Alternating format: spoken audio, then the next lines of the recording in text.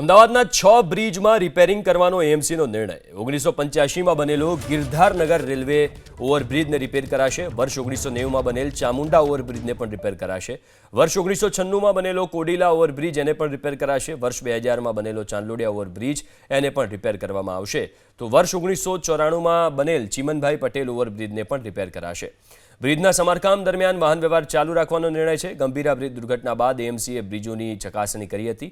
બ્રિજની નીચે આવેલી દુકાનો દૂર કરીને સમારકામની પ્રક્રિયા હાથ ધરાશે. 15 વર્ષની ગેરંટી ધરાવતા બેરિંગ તમામ 6 બ્રિજમાં લગાવવામાં આવશે. તમામ બ્રિજના સમારકામ પાછળ અંદાજે 63 કરોડનું ટેન્ડર બહાર પાડવામાં આવશે.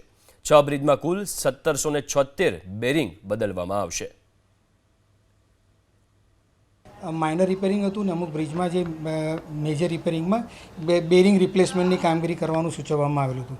જેના અનુસંધાને આપણે અત્યારે જે કુલ 7 બ્રિજમાં બેરિંગ રિપ્લેસમેન્ટની કામગીરી કરવા માટેનું જે રિપોર્ટ આવેલો છે એના અનુસંધાને અમે ટેન્ડર તૈયાર કરાવેલું અને ટેન્ડર તૈયાર કરી એમાં કસાડ કન્સલ્ટન્ટ અમારા જે કન્સલ્ટન્ટ હતા એમને એના રિપોર્ટના અનુસંધાને ટેન્ડર તૈયાર કરેલું છે.